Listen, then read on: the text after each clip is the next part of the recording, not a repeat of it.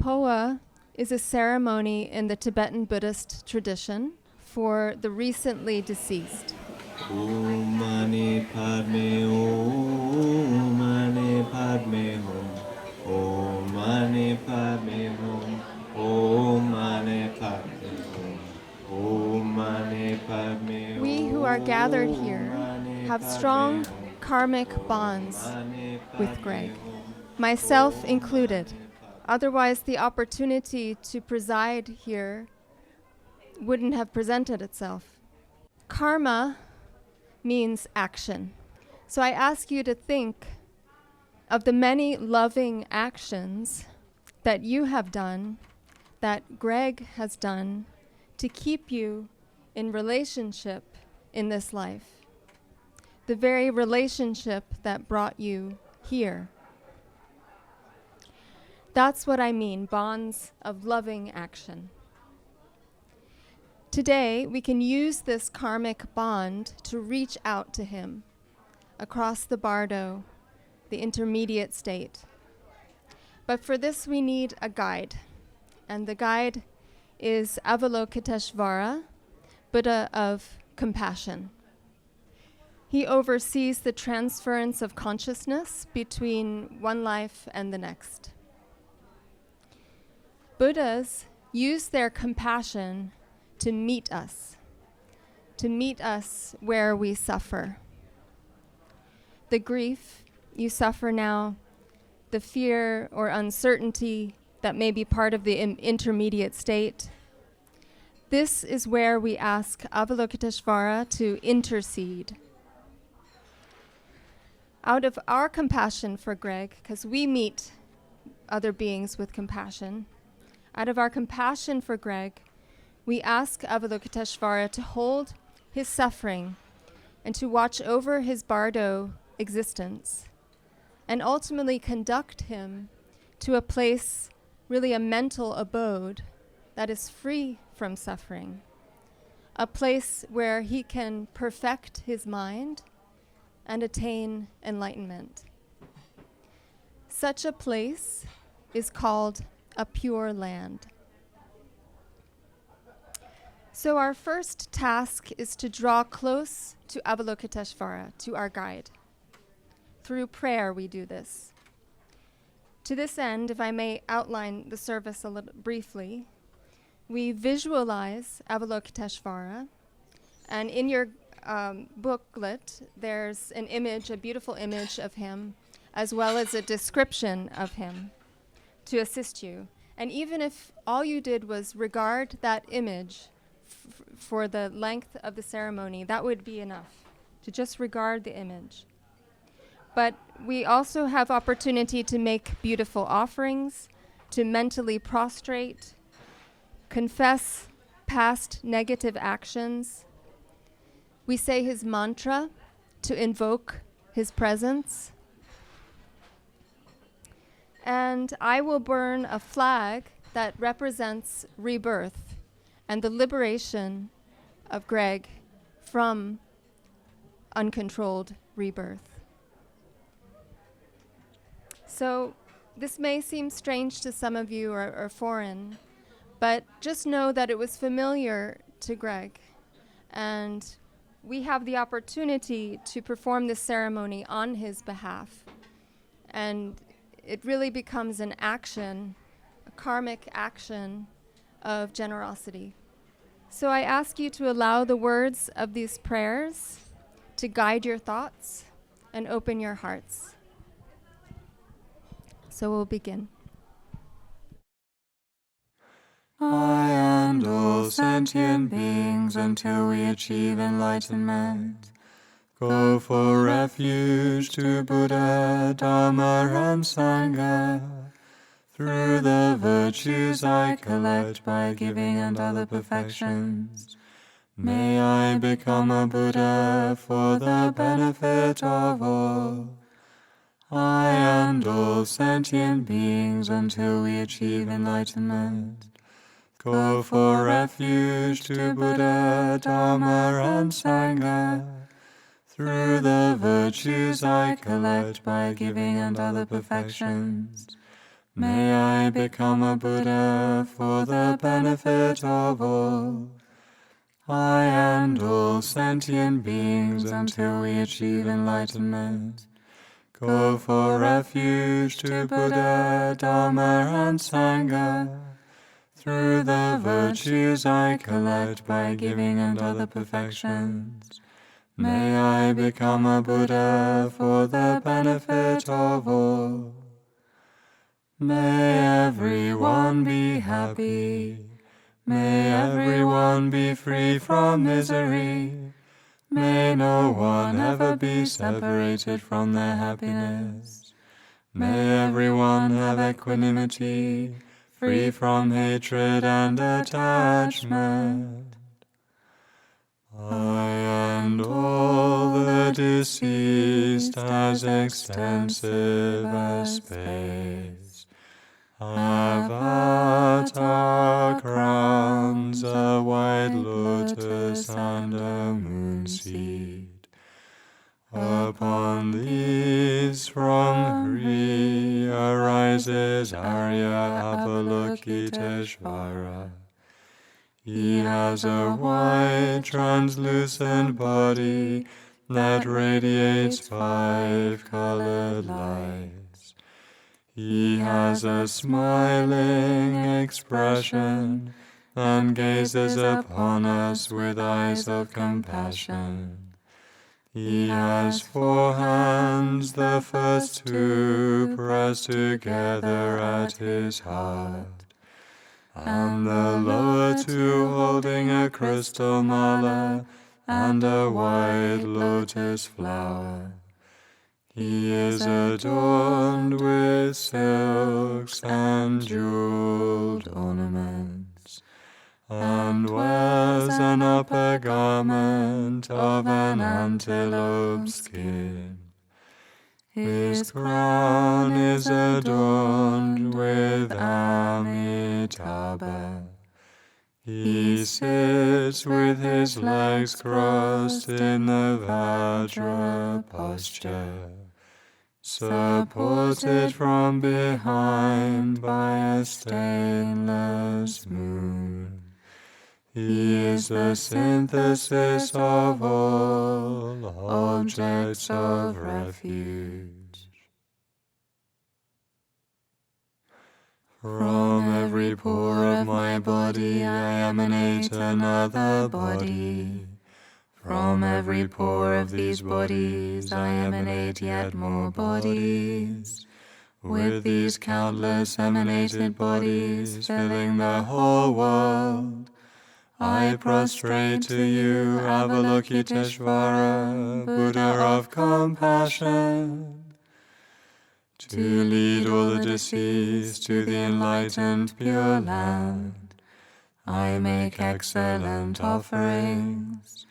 To the Supreme Holy Being, Guru Avalokiteshvara, and to all the other holy beings, however many flowers and fruits there are, and all the different types of medicine, all the jewels there are in the world, and all the pure refreshing waters, mountains of jewels, forest groves, and quiet and joyful places, heavenly trees adorned with flowers, and trees whose branches hang with delicious fruits, scents that come from the celestial realms, incense wish-granting trees and jewel trees, harvests that need no cultivation,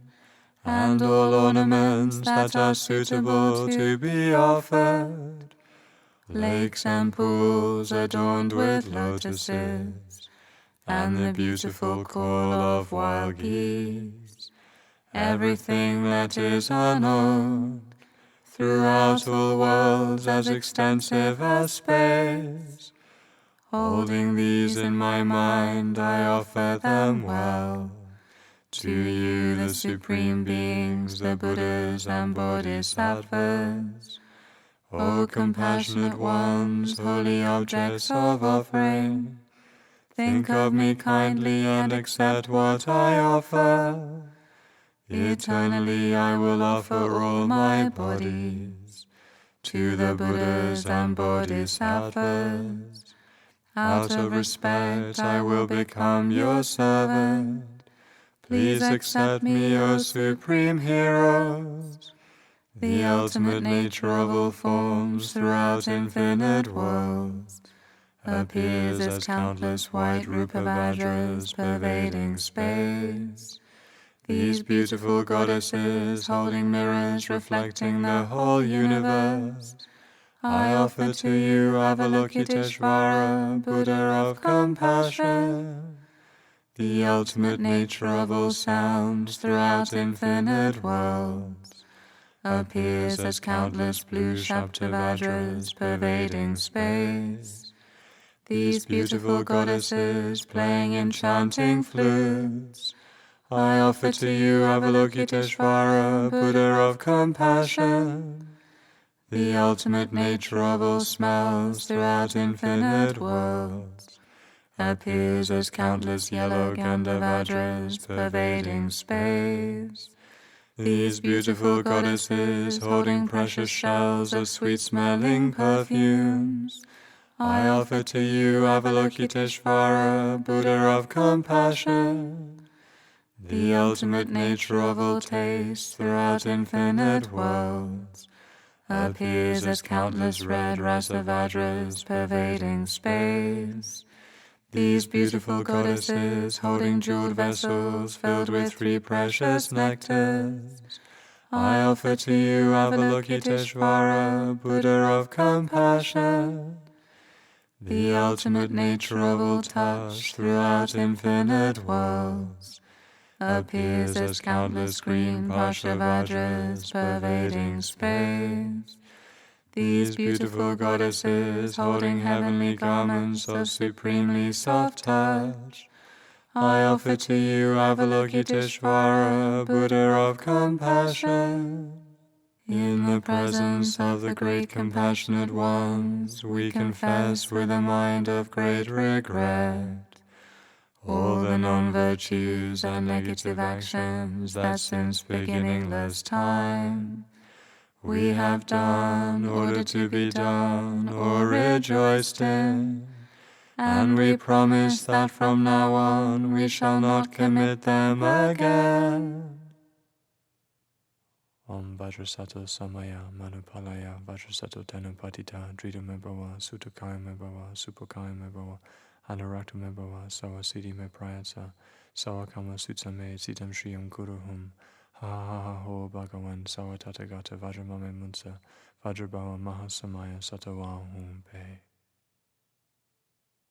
Om Vajrasato Samaya Manupalaya Vajrasato Dhanapatita Dridame Bhava Sutakaya Me Bhava Supakaya Me Bhava Anarakta Me Bhava Sawasiti Me Prayatsa Sawakama Sutsame Sitam Shriyam Guruhum Ha ha ha ho Bhagavan Sawatatagata Vajramame Munsa Vajrabhava Mahasamaya Satavahum Pe. All Buddhas once wandered the painful paths of samsara, just as I do now. But through great effort they entered the Bodhisattva's path, and progressing through all its stages attained complete enlightenment. From the depths of my heart I rejoice in their virtuous attainments. May I become just like them. Without spiritual guides who are manifestations of Buddha's compassion, leading sentient beings on the path to liberation, this world would be plunged into spiritual darkness. O holy enlightened beings, I request you from the depths of my heart, please remain with us for countless eons to illuminate the spiritual path. Through Brahma and Indra requesting Buddha to turn the wheel of Dharma, Buddha taught many methods for curing the diseases of the delusions, which have led countless beings to liberation from suffering. Therefore I request the holy beings to teach the precious Dharma. Through the virtues I have accumulated by making prostrations, offerings, and so forth, may holy Dharma flourish and all living beings accomplish the stages of the path. In particular, may all the deceased attain the pure land of a Buddha and accomplish the ultimate goal, the fully enlightened state. The ground sprinkled with perfume and spread with flowers, the great mountain for land, sun and moon, seen as a Buddha land and offered thus, may all beings enjoy such pure lands. I offer without any sense of loss the objects that give rise to my attachment, hatred, and confusion, my friends, enemies, and strangers, our bodies and enjoyments. Please accept these and bless me to be released directly from the three poisons. Idam Guru Ratna Mandalakam Niryatayami. O Arya Avalokiteshvara, treasure of compassion, and all your retinue, please listen to me. Please quickly release me and all my mothers and fathers, the 6 classes of living being from the ocean of samsara. Please generate quickly in our mental continuum the vast and profound Dharma of the unsurpassed bodhicitta. With your compassionate nectar, please purify swiftly the karma and delusion we have accumulated since beginningless time. And with your hands of compassion, please swiftly lead me and all living beings to the pure land of bliss. O Amitabha and Avalokiteshvara, throughout all our lives, please be our spiritual guide.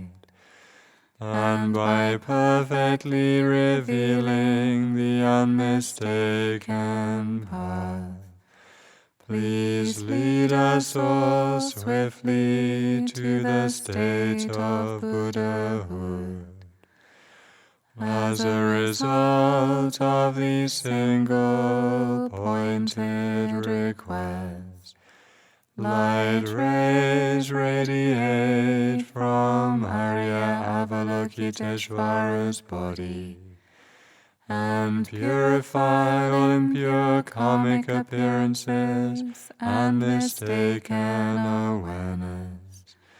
The environment becomes the pure land of bliss, and the body, speech, and mind of all the inhabitants transform into the body, speech, and mind of Avalokiteshvara. Everything that we know through seeing, hearing, and thinking becomes inseparable from emptiness. The consciousness of each deceased being appears in the form of a letter at their heart, through the body and mind of each and every one of the deceased, receiving the powerful blessings of the Buddha of compassion. Their bodies melt into light, becoming smaller from above and below, until finally they each dissolve into the letter at their heart. The latter Kri, which is their consciousness, dissolves into Avalokiteshvara, who in turn dissolves into Buddha Amitabha at his crown. Buddha Amitabha returns to his pure land of Sukhavati, the blissful land. All the deceased are born in the pure land of Sukhavati, and attain permanent liberation from contaminated rebirth, samsara. The contaminated rebirths of the deceased completely cease in the wisdom fire of emptiness. Om Mani Padme Om Mani Padme Hum. Om Mani Padme Hum. Om Mani Padme Hum. Om Mani Padme Om Mani Padme Hum. Om Mani Padme Hum. Om Mani Padme Hum. Om Mani Padme Om Mani Padme Hum. Om Mani Padme Hum. Om Mani Padme Hum. Om Mani Padme Om Mani Padme Hum. Om Mani Padme Hum. Om Mani Padme Hum. Om Mani Padme Om Mani Padme Hum. Om Mani Padme Hum. Om Mani Padme Hum. Om Mani Padme Om Mani Padme Hum. Om Mani Padme Hum. Om Mani Padme Hum. Om Mani Padme Om Mani Padme Hum. Om Mani Padme Hum. Om Mani Padme Hum. Om Mani Padme Om Mani Padme Hum. Om Mani Padme Hum. Om Mani Padme Hum. Om Mani Padme Om Mani Padme Hum. Om Mani Padme Hum. Om Mani Padme Hum. Om Mani Padme Om Mani Padme Hum. Om Mani Padme Hum. Om Mani Padme Hum. Om Mani Padme Om Mani Padme Hum. Om Mani Padme Hum. Om Mani Padme Hum.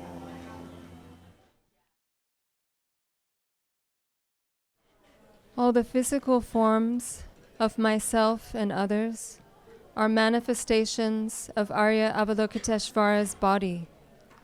All sounds are manifestations of the six-letter mantra, and all mental activity arises from great exalted wisdom.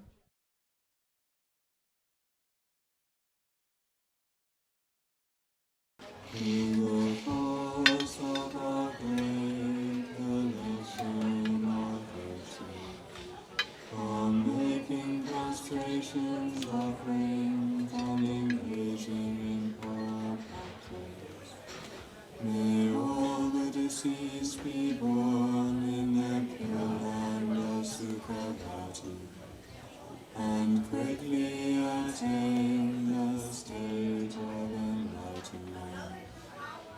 May the precious Supreme Bodhicitta grow where it has not yet grown. Where it has grown, may it not decrease, but flourish forevermore.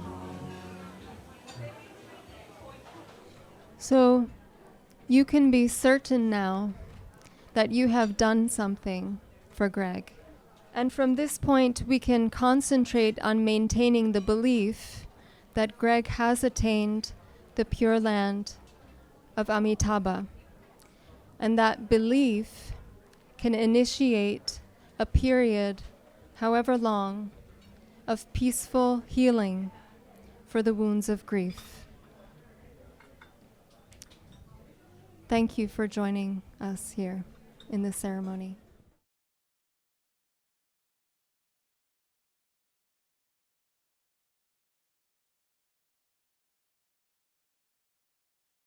Thank you, everyone, And thank you, Sarah, for performing the Powa ceremony. It's a way for Gregg's loved ones to remove all of his past wrongs by inviting all those he hurt directly, and those in any pain now. We open it to everyone who is in pain, now or in the past, and wish them to have a lasting, peaceful, and fulfilling life. And by reconciling those non-virtuous acts, we clear a path for Gregg and all beings to strive towards their greatest and highest state of consciousness. So thank you, everyone, for helping to do that. We are protecting him. So while spending time thinking about what to say today, it was difficult to not think about my own pain or what I thought were Gregg's difficult moments. And because he actually asked particularly no eulogies, which is a little tough to say anything here and have it not be a eulogy, I will speak about two things.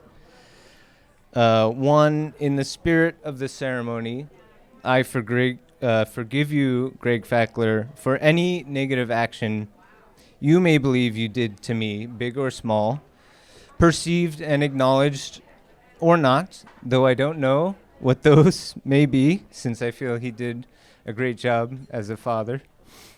And the second thing is, I want to tell you all a little about his vision of the future. And I liked how my mom thought of this. It's kind of a pitch. It's not a eulogy. I'm going to pitch something to y'all. That's why I look like a business person. So Gregg, in his final year and a half after being diagnosed with stage 4 bladder cancer, busily went about preparing for his death. And part of his main effort was to build a studio where he envisioned anyone with any capacity could come and make beautiful music and express themselves through sound. And he wanted to augment our special ability of expression through sound with all the latest and the greatest tools available in our modern time that we may not know we actually have access to. Which is why I put this very interesting instrument here on the offering table, because it looks like a keyboard, except it can be a rainbow at the same time. And if you notice, when you press on the key, you can actually bend the note back and forth. Very unusual for a keyboard. So Gregg searched the world for these amazing objects as tools of expression of someone with any capability. And this is not just keyboards. He, in his final months, got drum machines, synthesizers, software interfaces of many kinds, guitars, unique handheld digital instruments that could play and record and loop such that one is not limited by their fingers and their toes, but you could play infinitely with whatever vision you had, right? No limit was the idea. Go beyond. As I received condolences from my friends, many of their comments centered around Gregg's contribution to enriching their musicality. And so this latest incarnation of his musical vision was a continuation of his efforts with his friends and families. Aaron learned flute and guitar. Eleanor learned piano and violin. I learned guitar and singing, and we all took formal lessons in these. And I do wish Scott was here to see all of this. And I have a theory that he did a lot of this out of love for Scott, because Scott may have not played as much music as he would have because he lost his fingers as a young boy. And so I like to think that Gregg did a lot of this with his brother in his heart. And Gregg also envisioned a form of videography and visual presentation, which I believe was inspired by the visualizations we did a bit of today. The mental exercise being, you imagine asking for help from your spiritual guide. And you visualize within each of your pores is another body, which is also asking for help. There is this kaleidoscopic fractal of meaning that becomes apparent when we exercise our imagination in this way. And this allows us to carefully inspect and appreciate many different levels of meaning that we never get to directly perceive. We have to imagine it, right? And this vision has somewhat become realized through recent technologies like smartphones. Think about the Photos app. You can zoom in from decades to seconds very easily and smoothly, right? This is a kaleidoscopic ability we now all have. We don't need to imagine it, but it helps. Particularly, he wanted to apply this to teaching Buddhism. And this is something that Eleanor and I continue to work at. And so to honor Gregg, and in its own right, I find myself compelled to continue his visions of the future where we all find a space to express ourselves musically, sonically, with sound. And we all benefit from spiritual teachings. And so if any of these things are inspiring, please come speak with me, and let's figure out a way to express that inspiration for the fulfillment of your life's meaning. Thank you. So as long as I've known Gregg, he's been a teacher. Sometimes a sit back quietly and make sure you don't hurt yourself kind of teacher. Sometimes an aggressive, in your face, won't stop until the point is taken kind of teacher.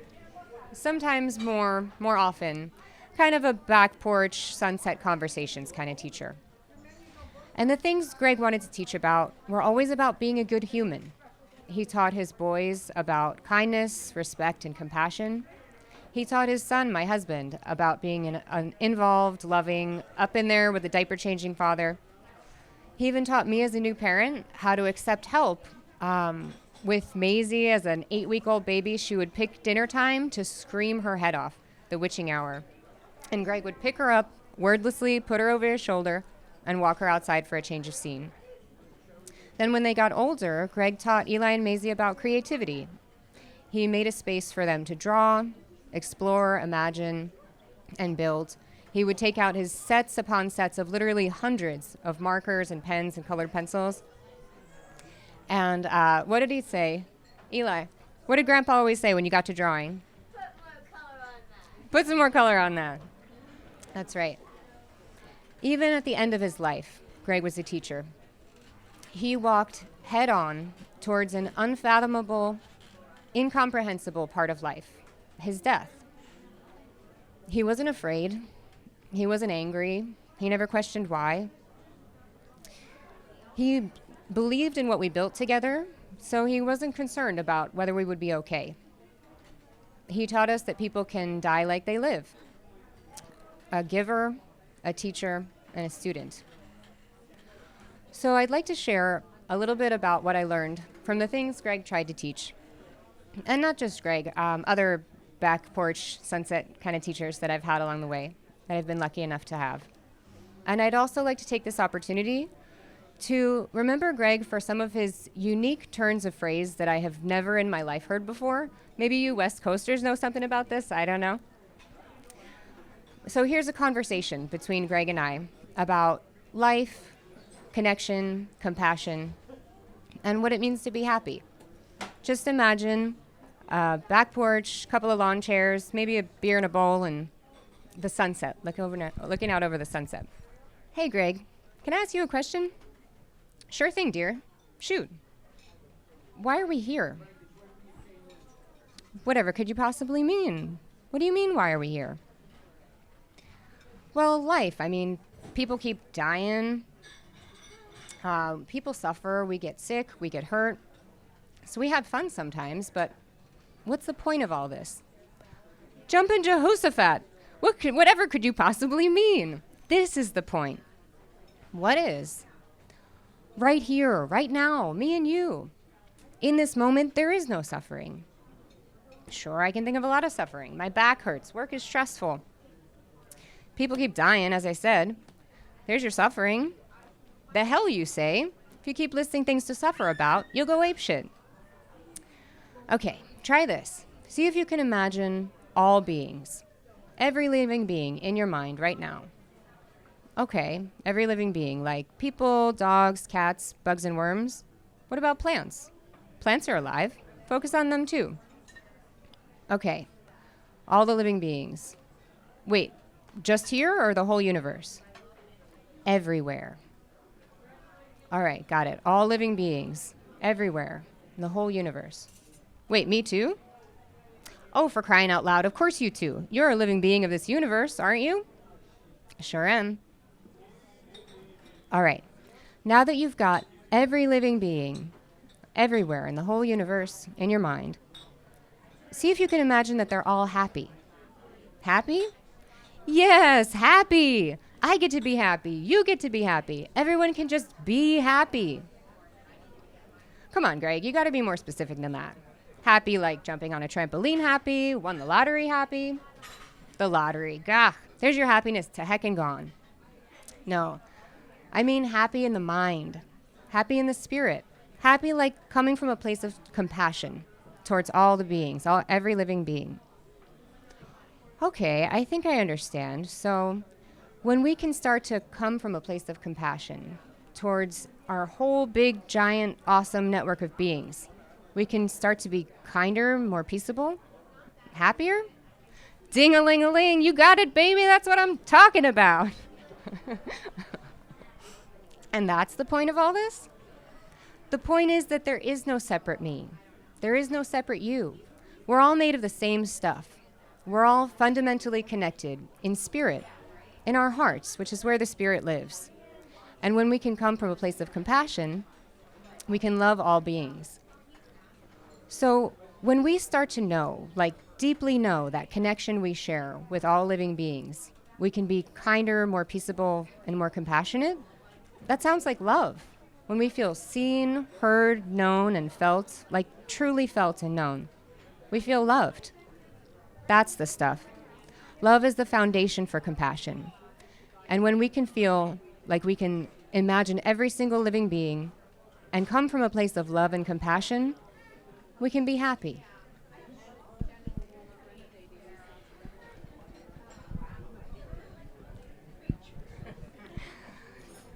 So these ideas about being fundamentally connected to literally everything in the whole universe are really grounding to me. I mean, Carl Sagan says we're all made of star stuff, right?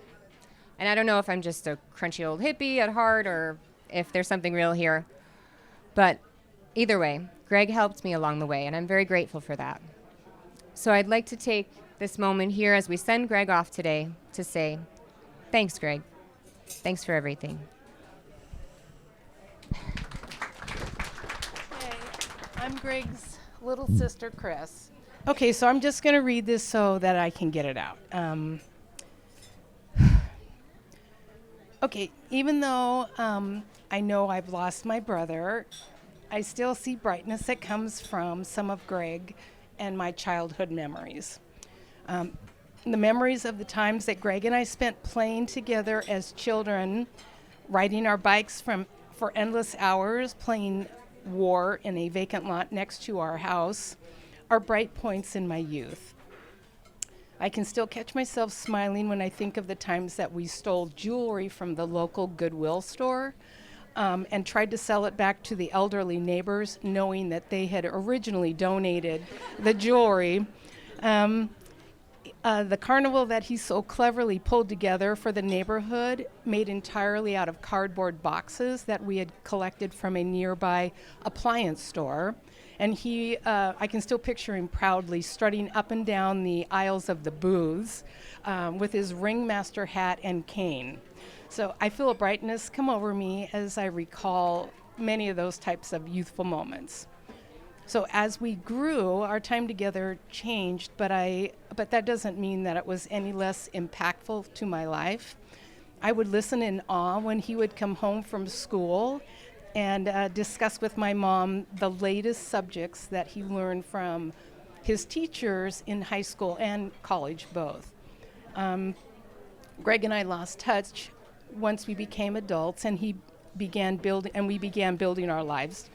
But the moments we shared are meaningful and a true part of how I grew up, and they'll always be with me. I know you all have memories of Gregg that are just as impactful on your life and is just as wonderful that you will never forget. I know that the strength and the joy,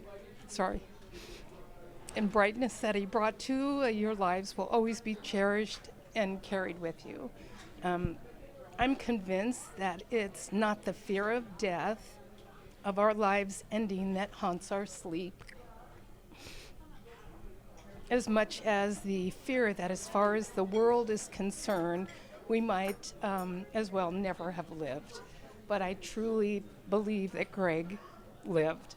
I know that he gave his family a legacy of kindness and giving, and his boundless energy will remain with us through our lives.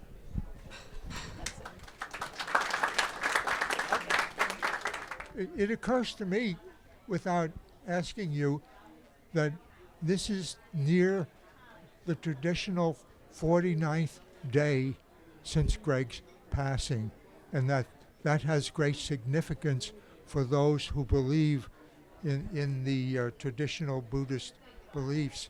But I'm wondering if everybody here is aware of that, and if you could expand on it just a little bit, that this is an auspicious day or time. Thanks. Mm-hmm.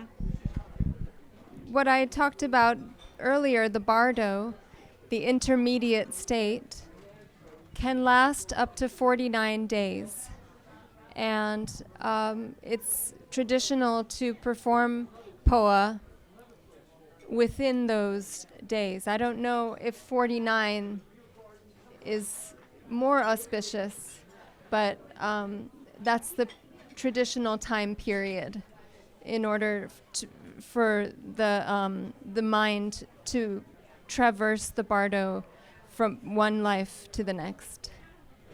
And maybe just to share one interesting alignment of planets is that Gregg died on Christmas Day, and today is Lunar New Year. And we did not do that on purpose. That just happened, so I find that auspicious. And we were able to perform the ceremony within the 49 days, which I understand is important. So we do feel very good about that. Namaste. I also would like to say Gong Hei Fat Choi. This is Chinese New Year's 2024. Makes it kind of unique that we're having this gathering thinking of Gregg. He's been very instrumental and helpful with me in my martial arts school. He has a son that's still currently a part of our organization. We've gotten together a few times, and he's actually helped create some interviews with me being interviewed, and then from there making some book printouts that I actually handed out in class that many of the students said was very helpful in them understanding various things about martial arts and philosophical teachings of Buddha. He was very instrumental in helping spread knowledge as far as Buddhism. He also did various different woodworks to help create boundaries within the school, our martial arts school. And that woodwork was masterfully cut, shellacked, and put together and was used in my school in Princeton. So, and I was also very happy to see him the 1 or 2 nights before his transition. Sat down and read some spiritual prayers with him and his wife and Sean, his son, and I got to see the light in him after him hearing some of the things that I was saying. So that was real beautiful to me too. So I'll remember him for that as well. As a lot of people know, I grew up just down the street from where the Facklers lived on Carter Road.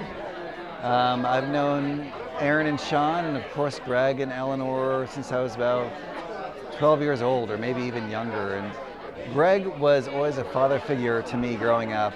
My parents got divorced when I was quite young, and Gregg just took me in, was always supportive, always excited, whatever is going on in my life. Looking back, it was probably nothing very exciting, but he always acted like it was exciting. And such a supportive, loving individual. And probably my most fond memories were with him and Aaron and Sean going camping together. He'd throw us in the back of his pickup truck, and we would drive usually into the Catskills or the Adirondacks and stay a couple nights. And it was just something so simple, but something so meaningful when you're 13, 14 years old. And so I really miss him, but he gave a lot. So his memories are really going to live on with me for the rest of my life. And his impact was really significant. So I love him a lot, and he's very missed.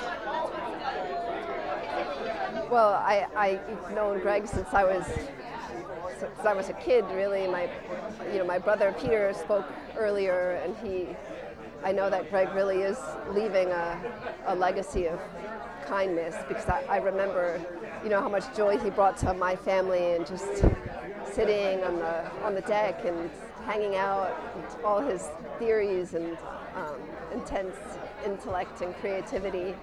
And I also will always be grateful for the way he really took in my brother and included him in all their family events and camping. My brother was surrounded by girls, my father was not around, and Gregg really, really just took my brother in, and I know all of us were really grateful for that and the warmth of the entire family.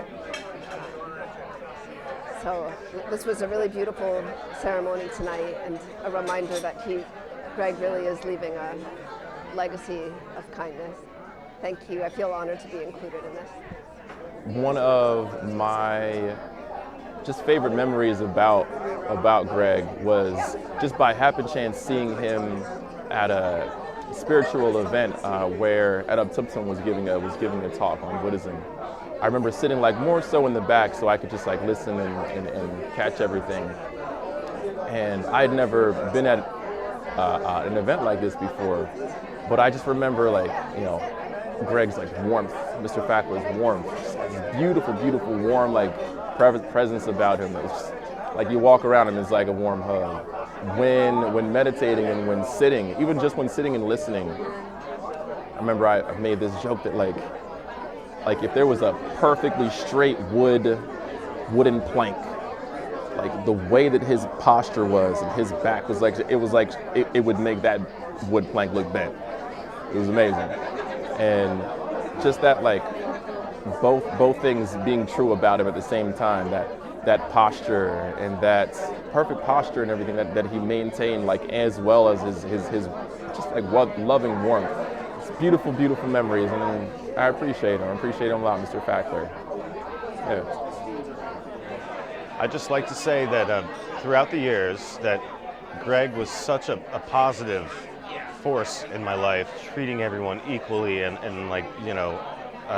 the pursuit of happiness is important, and really just taking into account everyone's feelings while including yourself in that. The lessons that he gave me over my life is countless, and I'm so grateful for him providing a space for me and my friends to be creative throughout the years and express ourselves musically and grow with him right there, witnessing it all. It was awesome, and we're all gonna miss him, and I know he's moved on to a better place, and so just so grateful for him to be, involved in my life throughout the years. Thank you. I met Gregg and Sean in about 2004 via the virtue of our band, the Morrison Brothers. I would just like to say that Gregg was a huge influence in kind of flourishing our creative outlet, and pretty much our creative outlet was his living room, which was converted into a home studio. Whether we were having band practice or just hanging out and jamming, he was always there, kind of, wouldn't say chaperoning, but involved in the creative process by trying to stimulate us to think and be creative and do whatever it took for us to make the wonder of music happen. Aside from the music, I spent a lot of time hanging out at the house with Gregg, Eleanor, Sean, Aaron, and nowadays with Mary and Maisie and Eli as well. And I'd just like to say that I'm incredibly thankful for all of the time that I had with him. And yeah, thank you guys for letting us be a part of this and sending him off the right way. Thank you. Hi, I'm Cindra, Gregg's younger sister. I'm the fifth of the six children, and I just want to tell you a little story that I think encapsulates who Gregg was as a human being. So when he was in first grade, he and his best friend decided they were going to run away from home. So they packed their backpacks and hid them somewhere, and then pretended to go to school, and on their way out the door, they actually picked up their backpacks and started on their running away adventure. So they had all day, because it was back in the day when schools didn't call your parents if you didn't show up for school. So he was gone all day, the whole school day, and by the time they realized that the boys were missing, it was 3 o'clock in the afternoon. So they got on the train tracks going east and walked the entire day and made it almost from Portland, almost all the way to Gresham, which is like 15 miles, maybe more. And when they were brought home by the police later that day, Gregg didn't seem to apologize. He just was disappointed he couldn't finish his adventure. But he wasn't in trouble. He hadn't gotten into any kind of trouble. He just wanted an adventure. He and his friend were going on an adventure. So that to me is the story of Gregg's life. He was always after some sort of adventure. May the Creator forgive him of any sins and grant him paradise in the next life. And I will also continue to pray for him in my prayers. Peace and blessings to him, peace and blessings to his wife, peace and blessings to all of his other family members. So with that, I'd like to conclude. Thank you very much.